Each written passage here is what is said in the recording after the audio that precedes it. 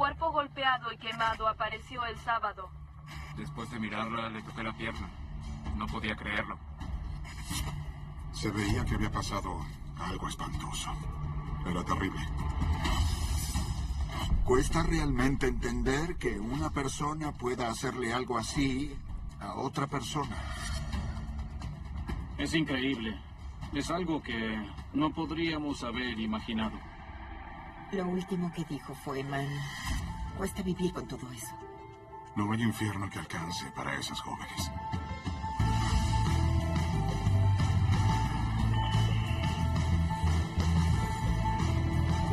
I did not have sexual relations with that woman.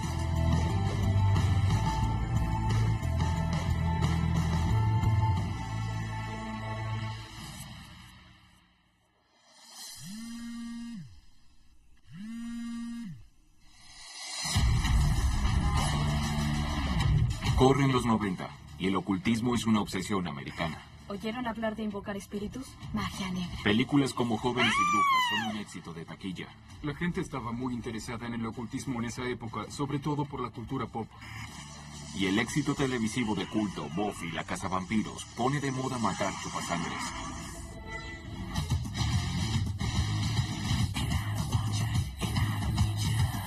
Con artistas como Marilyn Manson encabezando listas, la música y los jóvenes que la escuchan adquieren un aire siniestro. Es como un renacimiento del rock and roll.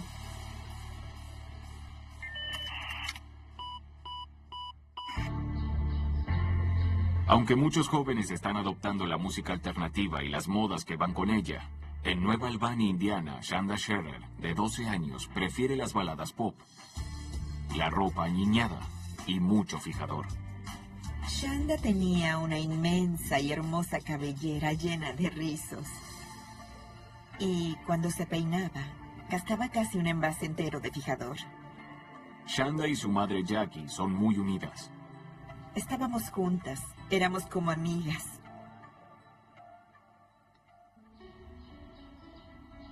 Antes, Shanda iba a una pequeña escuela católica en Kentucky. En esa escuela, Shanda tenía muy buenas notas y hacía gimnasia, básquet, béisbol. Era animadora. Ella era una niña muy sociable. Pero para estar más cerca de Steve, el padre de Shanda, y Sharon, su madrastra que vive en el condado de Clark, Jackie decide mudarse más cerca, a Nueva Albany. En verdad, no creo que hubiera una zona más representativa de la clase media americana. Era como atrasar un siglo. Yo fui el primer oficial de color del sur de Indiana. Era una comunidad muy unida. Y Shanda no podría estar más contenta de vivir cerca de su familia. Shanda era una niña muy dulce y se notaba que sentía adoración por su padre. A fines de agosto de 1991, Shanda empieza séptimo grado en una escuela nueva, la escuela secundaria de Hazelwood. Yo diría que pasó unas 3 horas probándose ropa la noche anterior al primer día. ¡Ven, apresúrate! Shanda está ansiosa por hacer amigas en Hazelwood. La escuela secundaria de Hazelwood era unas 10 veces más grande que la escuela a la que iba ella. Pero los primeros días estuvieron bien. Luego, el tercer día, Jackie recibe una llamada del vicedirector con una noticia alarmante. Una de las niñas, que ya era su amiga, quería dejar a su novio y devolverle el anillo al niño. Y Shanda dijo, yo lo haré por ti. Con el afán de demostrar que era una buena amiga, Shanda le devuelve el anillo al joven. Y él dijo, ¿tú quién eres? Esto no es asunto tuyo. Y en ese momento, Amanda Hebring apareció. Amanda, de 14 años, se enfrenta a Shanda. Resulta que el niño era el primo de Amanda Hebring. Amanda le dijo que no se metiera en asuntos ajenos y arrojó a Shanda al piso. Cuando un profesor la separa, Amanda sale ilesa de la pelea, mientras que Shanda tiene un gran golpe en la cabeza. Después de pelearse, quedó castigada una semana. Shanda y Amanda terminaron castigadas juntas, y en lugar de volver a pelearse, se hicieron amigas.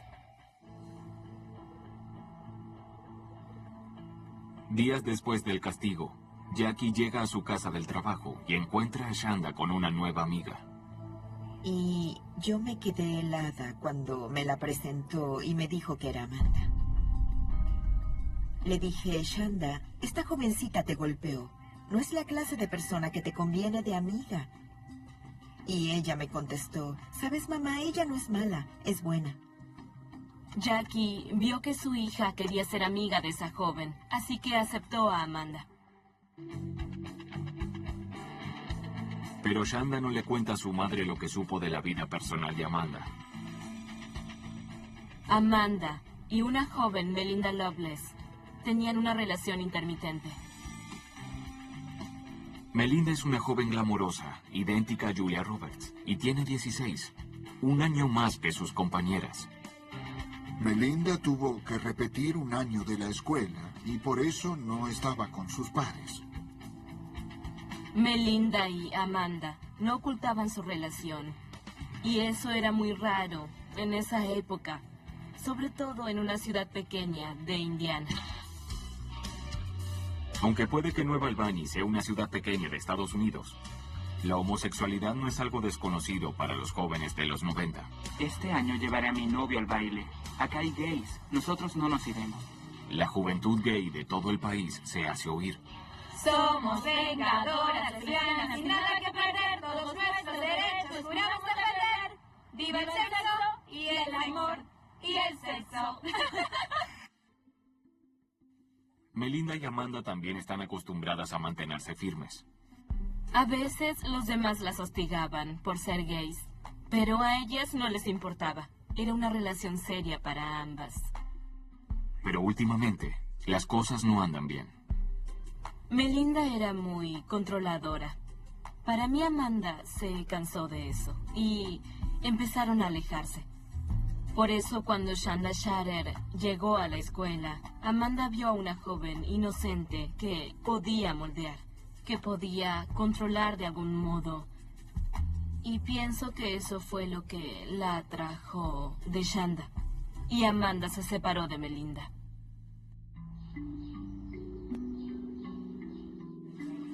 Antes del auge de los mensajes de texto y las redes sociales, las jóvenes recurren a un clásico de la comunicación: pasarse notas. Amanda decidió que la forma de acercarse a Shanda sería a través de cartas, en las que elogiaba a Shanda por su apariencia, su ropa. Ella le preguntaba, ¿te gustan las mujeres? Es una pregunta confusa. Shanda tenía 12 años. No tenía una sexualidad determinada en ese momento de su vida. Le gustaban los muchachos, pero la gente experimenta a esa edad. Amanda empieza a coquetearle, y las dos empiezan a pasar más y más tiempo juntas. El baile escolar está cada vez más cerca, y Shanda acepta ir como cita de Amanda. Sí, ven a bailar, vamos. Vamos, vamos, ven. Shanda fue con Amanda al baile escolar y se estaba divirtiendo. Pero luego apareció Melinda Loveless. Cuando Melinda ve a la pareja, se molesta mucho. Melinda se puso celosa. Veía a Shanda como competidora por el afecto de Amanda. Melinda las enfrenta. Le hizo una advertencia a Shanda. Aléjate de Amanda. Sin dejarse intimidar por Melinda, Shanda sigue viendo a Amanda.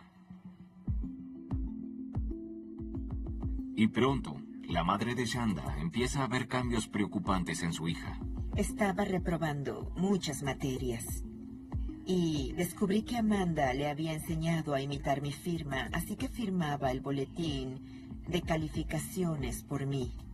Cada vez que se metía en problemas era con Amanda Hebring.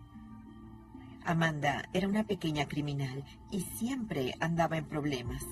Enseguida dije, ya basta de Amanda, se acabó. Pero Shanda sigue encontrándose con Amanda a espaldas de su madre. Shanda no era la clase de niña que discutía, pero no daba el brazo a torcer. Su secreto no permanece oculto mucho tiempo. Shanda le había escrito una carta a Amanda y la metió en el buzón, pero no le puso estampilla. Desde luego volvió. Lo que decía en esa carta me dejó devastada. Extraño tocar la suavidad de tu cuerpo. Era obvio, por esa carta, que Shanda y Amanda habían tenido contacto físico. Si era lesbiana, ¿qué con eso? No me importaba. Lo grave para mí era que había una persona mayor que la presionaba para que hiciera cosas. Shanda tenía 12. Era una niña. Jackie nos llamó y dijo, tenemos que hablar. Jackie cree que Shanda no está preparada para una relación tan madura. Y con la ayuda de Steve, cambian a Shanda a una escuela católica privada. Apenas encontramos esa carta. Fui a la escuela y la dejaron empezar a la otra semana.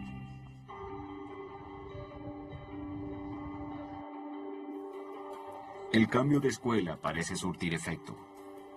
A las 3 semanas tenía amigas nuevas y quería ser animadora.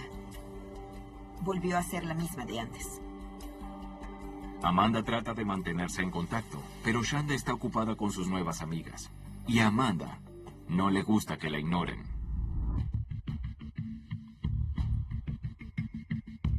Intenté llamarte como 3 veces, pero tu mamá dijo que no podías hablar. Necesito verte. Shanda, te amo.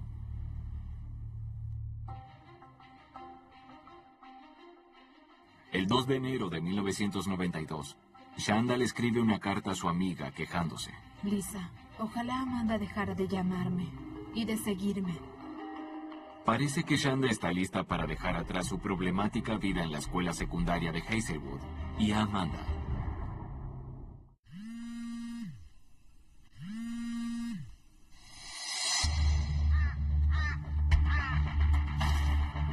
Apenas saliendo de Madison, en Indiana, un cazador local descubre algo macabro.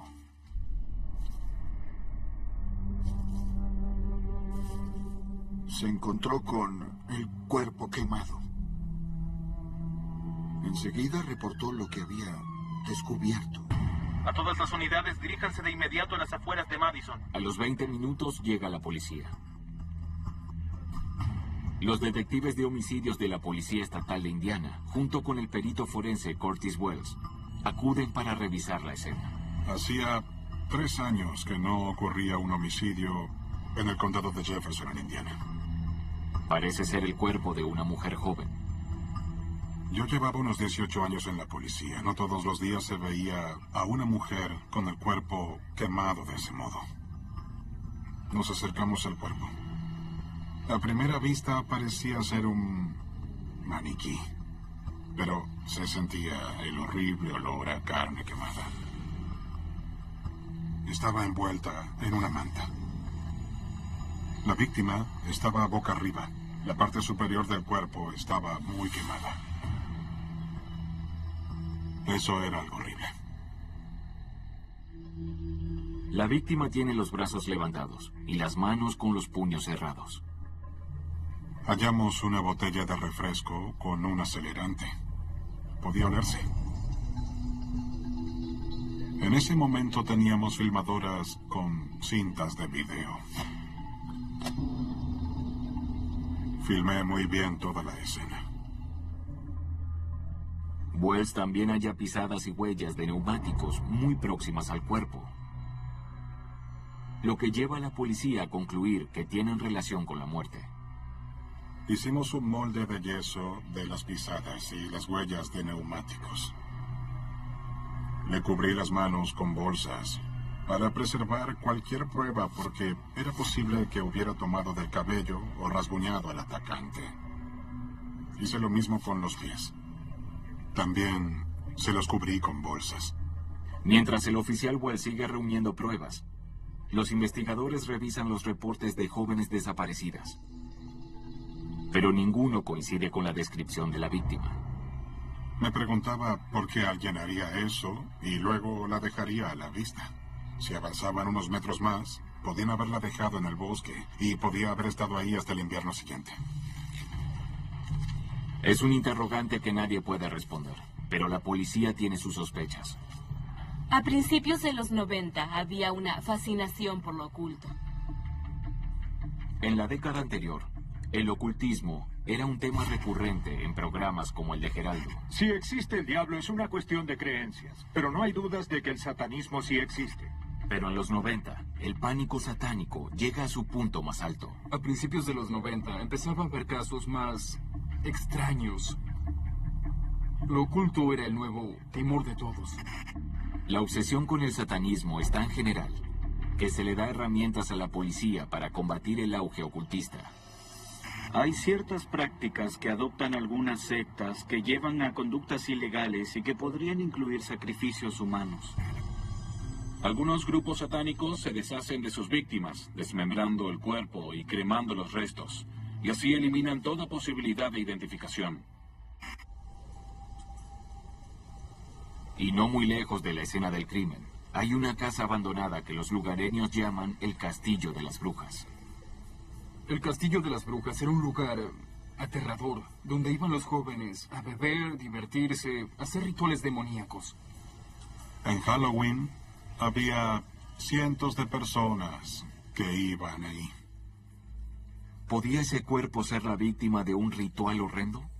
No había hecho combustión espontánea. No era raro pensar que fuera algo satánico.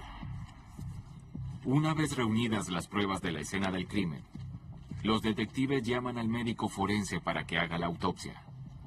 Se preparan para una larga investigación, pero primero tienen que hallar la pieza fundamental del rompecabezas, la identidad de la víctima. Cerca de las 9:30 de la noche, una joven angustiada de 15 años llega al departamento de policía de Indiana con sus padres. Su nombre era Tony Lawrence y decía saber algo de un asesinato.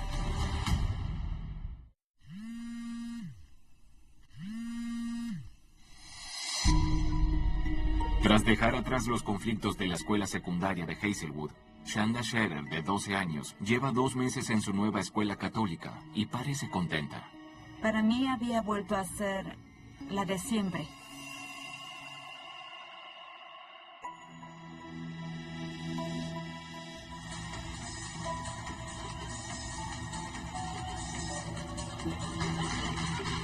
A las 11:30 de la noche, Shanda está mirando televisión en la casa de su padre, Steve. Estaba en su casa protegida. Él le dijo que apagara el televisor en media hora y se fuera a la cama.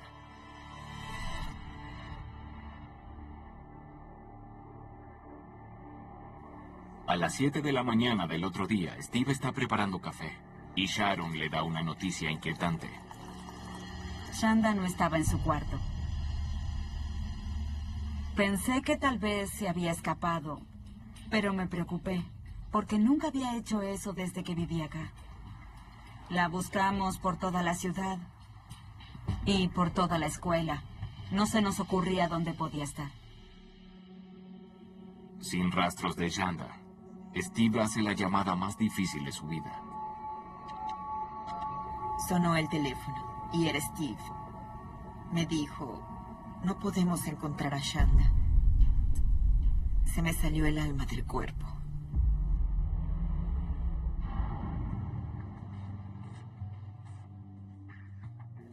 «15 minutos después, al llegar a la casa de Steve, Jackie ve que el bolso de Shanda está sobre la mesa. Si había algo que sabía de mi hija, era que no iba al baño sin ese bolso. Era su bien más preciado. Y le dije: llama a la policía. Los padres de Shanda le reportan su desaparición a un agente del departamento del sheriff. Cuando la policía llegó a la casa de Steve Scherer, quiso saber más sobre Shanda Scherer y con quién podía haberse escapado. Los padres de Shanda brindan toda la información que se les ocurre. Sus padres hacían todo lo posible por pensar dónde podía haber ido Shanda, pero no tenían idea. Sin saber qué más hacer, empiezan a llamar a todo el mundo. Y todo ese día llamamos a todas las personas que se nos ocurrieran. Llamamos a Amanda Hebring y le preguntamos por ella. Pero dijo no la he visto. Amanda dijo, les conviene llamar a esa persona, quizás sepa algo de ella. Y para mí, Amanda sabía qué había pasado. Aunque la familia de Shanda sospecha que Amanda tiene algo que ver, no pueden hacer nada más que esperar.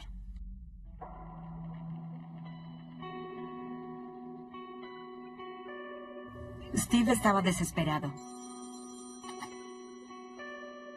Cada vez que sonaba el teléfono corría a atender. Por dentro, sabía que había pasado algo malo.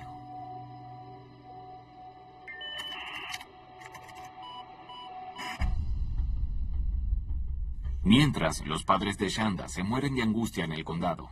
Una joven de 15 años llamada Toni Lawrence llega al departamento de policía del estado de Indiana, a 70 kilómetros de ahí, para hablar de un crimen horrendo. La familia de Toni era de clase media. Se había criado en un buen hogar. Era bastante tímida y, en términos generales, era una joven buena. Pero esta joven buena tiene un hecho maligno que contar. Entraron en la sala para interrogarla. Ella no dejaba de llorar. Parecía estar bastante alterada. Toni le cuenta a la policía que unas muchachas con las que estaba la noche anterior alardeaban con ir al castillo de las brujas y matar a una joven. Y eso hicieron.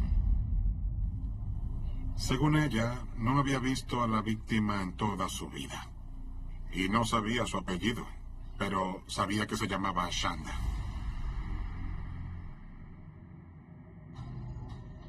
Aunque Toni no sabe el apellido de Shanda, sabe que vivía en el condado de Clark. Mientras siguen interrogándola, el oficial Wells llama al departamento del sheriff del condado de Clark para ver si reportaron la desaparición de una joven llamada Shanda, de apellido desconocido. Dije, ¿hay alguna joven desaparecida? Y la respuesta fue sí.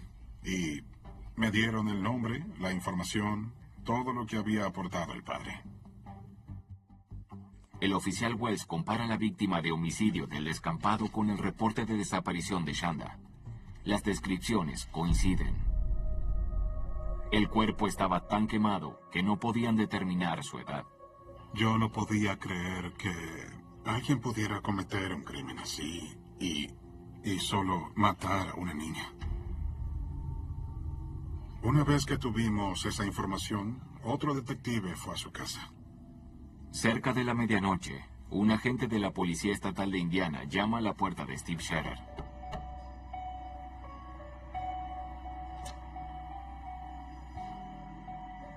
Nos sentamos y nos miró y dijo, Shanda se ha ido.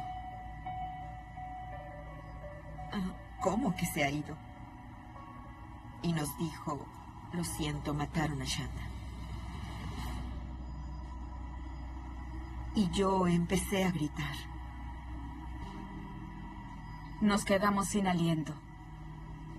Y luego Steve se sentó y no dejaba de decir mi bebé.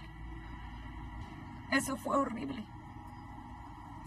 Pero fue mucho peor cuando supimos qué le había pasado. Nadie que ame a un ser humano haría... Yo estaba en la sala mirando televisión y salió en todas las noticias. La alegre joven, amante del básquet y del color lavanda, murió por inhalación de humo. Al parecer estaba viva cuando le prendieron fuego. Nadie sabía cómo decírmelo. Y me enteré por las noticias.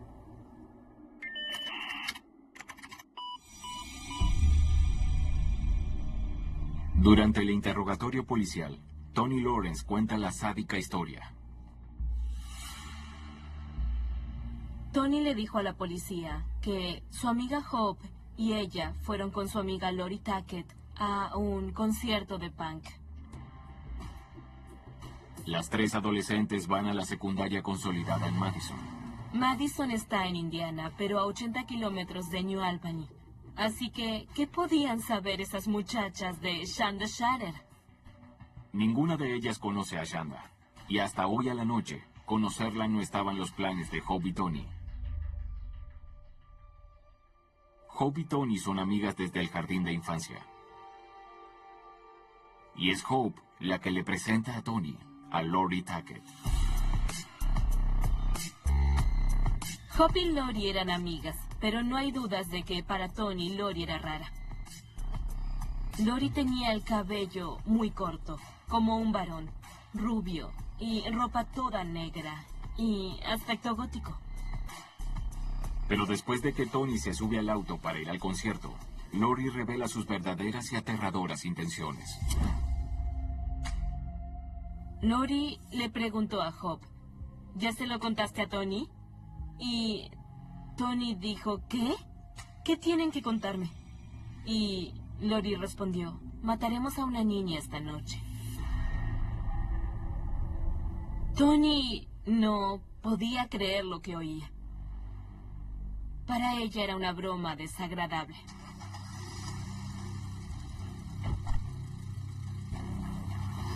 Lori arranca y dice que recogerán a otra amiga de ella que no conocen, y que esa amiga es la que quiere matar a la niña.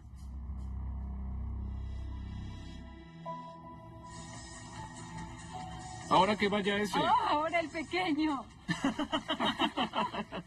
Sí, vamos, vamos. Unas horas después, cerca de la medianoche, las jóvenes llegan a la casa de Shanda, con la idea de hacerla salir. El plan era que Hope y Tony le dijeran a Shanda que la estaba esperando Amanda y que todas se fueran juntas. Tony aún no creía que le harían daño a la niña. Para ella, solo estaban pensando asustarla. Cuando Shanda abrió la puerta, no sabía quiénes eran esas muchachas. Y desde luego les preguntó, ¿quiénes son ustedes? ¿Por qué quieren que las acompañe? Pero apenas le dijeron, somos amigas de Amanda, cambió todo de inmediato para Shanda.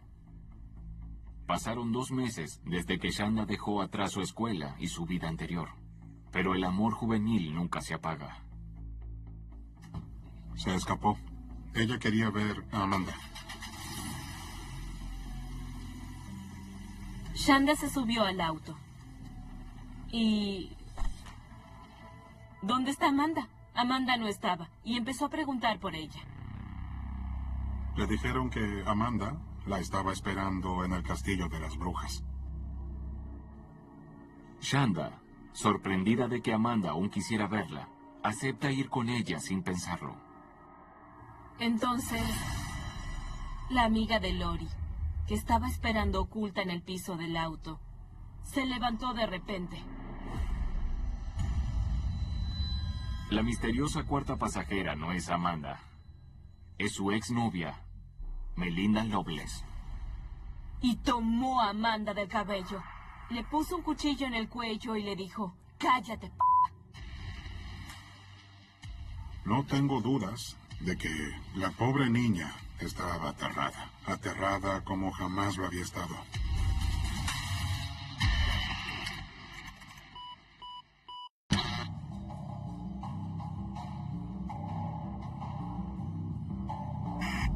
Tras la confesión de Tony, la policía estatal de Indiana arresta a Melinda Loveless y a Lori Tackett por el homicidio de Shanda Sharer.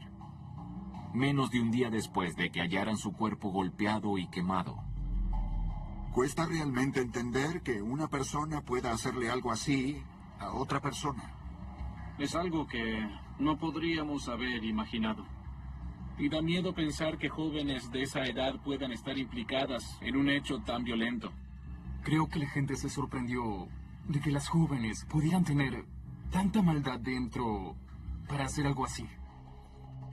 En medio de una epidemia de violencia adolescente que azota todo el país, la noticia del crimen de Shanda se destaca. Se hablaba de un triángulo amoroso entre una niña de 12 años y esas 2 adolescentes. Melinda Loveless quería a Shanda Sharer fuera de su camino. Poco después de los arrestos, el oficial Wells revisa el auto de Lori en busca de pruebas. Había una llave de rueda que parecía tener fluidos corporales. Había sangre, había cabello. El auto estaba lleno de pruebas. Se veía que había pasado algo terrible. Todo eso era espantoso. Las autoridades ya pueden avanzar con la acusación de las 4 jóvenes. Cuando los investigadores las interrogan, Lori y Melinda se acusan entre sí. Los detectives van a hablar con familiares, compañeros, profesores y amigos para conseguir más pistas y tratar de entender qué motivó un hecho tan brutal. Al hurgar en el pasado de Melinda, descubren un historial de conductas inquietantes. Esas niñas no eran asesinas por naturaleza. Lo que había sufrido Melinda era increíble. Su padre era un verdadero monstruo. Melinda vivía en una casa donde sufría abusos y violencia física y sexual. Su padre terminó condenado por eso.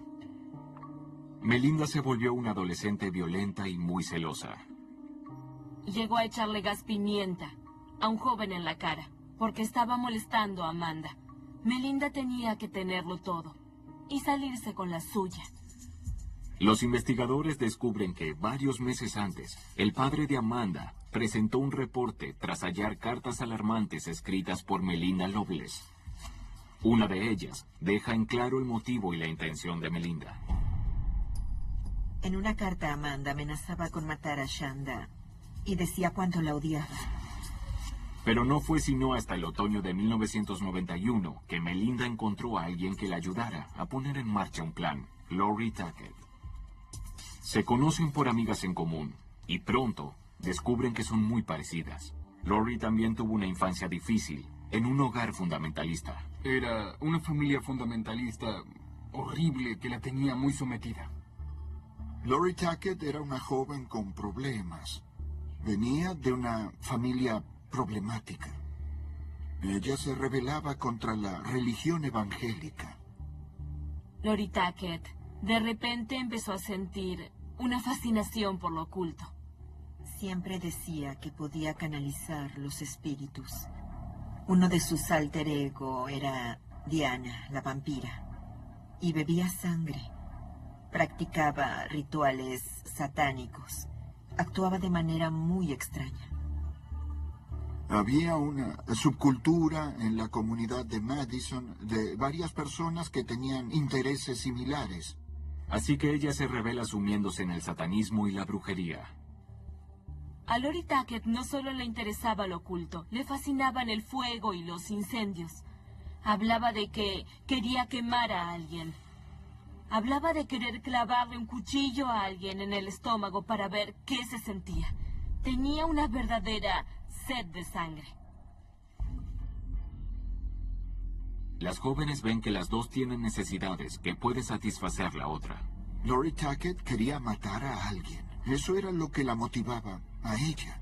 Solo quería arrebatar una vida. Era una de las combinaciones más letales. Lori tenía sed de sangre y Melinda sentía furia y deseos de vengarse y matar. Matando a Shanda, las dos tendrían lo que querían. La policía dedujo que necesitaba a alguien que engañara a Shanda para que saliera de su casa. Ahí es donde encajaba Hope y Tony. No creo que cuando las dos jóvenes llevaron a Shanda a ese auto, tuvieran idea de en qué se estaban metiendo. Pero terminaron participando de una noche inimaginable de crueldad y tortura. Acusan a 2 adolescentes de Indiana de asesinar a Shanda Sher. El cuerpo quemado de Shanda quedó irreconocible. Arrestaron a Lori Tackett y a Melinda Loveless por el asesinato de Shanda Sher. El 16 de marzo de 1992, también acusan a Tony Lawrence y Hope Rippey por su participación en la muerte. La primera fue... El juez dictamina que se juzgará a las 4 jóvenes como adultas, y como hay agravantes, Melinda Loveless y Lori Tackett pueden terminar condenadas a muerte. El fiscal Guy Townsend quiere asegurarse de que enfrenten las consecuencias de sus actos. El fiscal dejó bien en claro que si no hay un acuerdo con la fiscalía, pedirá la pena de muerte. Lori y Melinda llegan a un acuerdo. Decidieron declararse culpables a cambio de que yo no pidiera la pena de muerte para ellas. Hope y Tony también se declaran culpables. Ninguna de las jóvenes irá a juicio, pero las 4 enfrentarán la lectura de sentencia. El 14 de diciembre de 1992 empieza la audiencia de Melinda Loveless y por fin se revelan los increíbles detalles de la última y trágica noche de Shanda. Todos recordamos esa sensación. Después de que Shanda Scherer entra engañada en el auto de Lori, Melinda amenaza con degollarla. Las jóvenes arrancan y se llevan con ellas a Shanda aterrada. Amanda Hebring no estaba en el auto. Ni siquiera sabía que pasaba eso. Todo era un plan de Melinda Loveless para vengarse, porque estaba celosa. Luego de haber entrado en el auto, la primera parada fue lo que llamaban el Castillo de las Brujas. Lori estaba fascinada con ese lugar. Ella creía que habían quemado a 9 brujas en ese castillo. Ella decía conocer a los espíritus que estaban ahí. Shanda hizo lo que hubiera hecho cualquier persona, es decir, rogar y suplicar. Lori tenía 2 cuerdas guardadas. Ella le amarraría las muñecas a Shanda y Melinda los tobillos. Tony Lawrence dice que observó la escena horrorizada, pero no hizo nada para frenarlas. Melinda la golpeó muy fuerte y le hizo daño. Trataron de cortarle el cuello. Como el cuchillo no estaba bien afilado para matar a Shanda, las jóvenes la estrangulan hasta que queda inconsciente y la arrojan al maletero del auto de Lori. Arrancan y Shanda sigue aferrándose a la vida. Shanda Scherer sufrió un increíble dolor y agonizó durante horas y horas. Las jóvenes conducen toda la noche y cada tanto paran para golpear un poco más a Shanda. Al salir el sol al otro día, Shanda sigue atrapada en el maletero de Lori. Shanda hacía tanto ruido en el maletero que se detuvieron.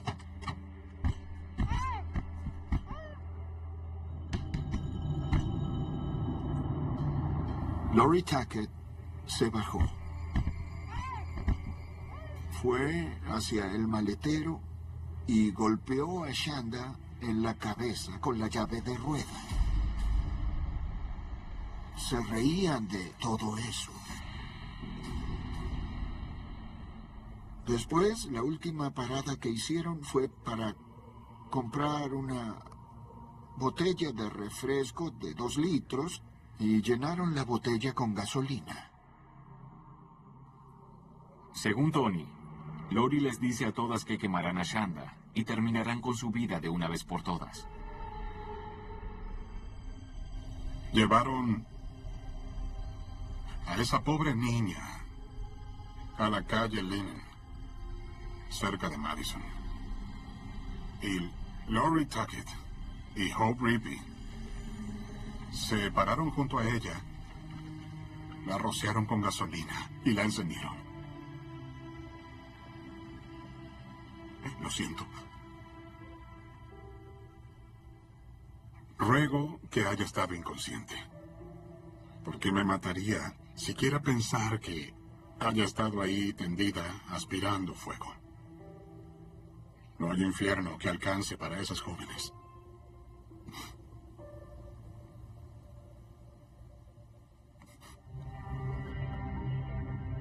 Declararon que lo último que dijo fue, mami. Cuesta vivir con eso.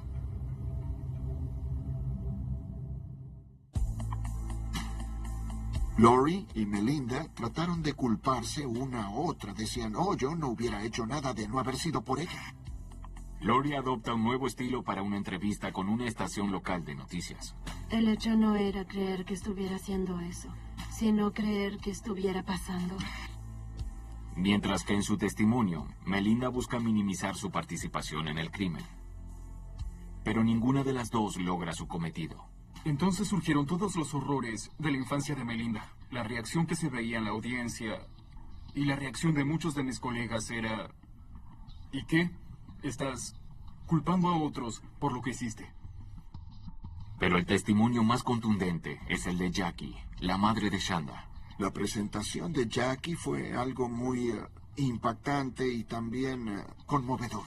Jackie pasa unas diapositivas con sus fotos favoritas de Shanda ante el tribunal. Hablé de Shanda, hablé de lo que nos arrebataron, de lo importante que era. Les dije, me robaron a mi hija en esta vida. Y la única razón por la que están vivas es que no me la robarán en mi próxima vida. Si no, estarían muertas. Yo quería una grabación de los gritos de Shanda y de sus ruegos para que no la mataran y pasárselas una y otra vez, día tras día. Esa era la única justicia que se me ocurría. Y después quería que murieran y se fueran al infierno. El 4 de enero de 1993, condenan a Melinda y a Lori a 60 años de prisión. No mucho después, Hope también recibe la misma condena. Toni era la menos culpable del grupo. Uno de los videos que más veces pasamos era el de Toni Lawrence huyendo de las cámaras y dando un gran grito. Era un grito espeluznante de angustia ante todo lo que era su vida. Pero la madre de Shanda no siente compasión por Toni. Hubo oportunidad tras oportunidad tras oportunidad para que alguien dijera no. Condenan a Toni a 20 años. El padre de Shanda nunca se recuperó de la pérdida de su hija. Él terminó bebiendo hasta morir. Y está enterrado junto a ella. Los efectos de todo eso nunca terminan. La verdad, nunca terminan. Toni Lawrence, Hope Rippey y Lori Tackett salieron en libertad condicional. Melinda Loveless podrá salir en 2019. Melinda es mala. ¿Y cuando salga de prisión tendré miedo? Sí. Así es. Porque todos sabemos de lo que es capaz. Después de que falleció Steve, soñé que lo veía sentado en el sofá con ella sobre sus rodillas. Él me decía, ¿no es hermosa? Y yo decía, sí, lo es. Todos los días me despierto y trato de ver el vaso medio lleno. Volveré a estar con Shanda. Eso es lo que me da fuerzas para seguir. Ella es mi angelito.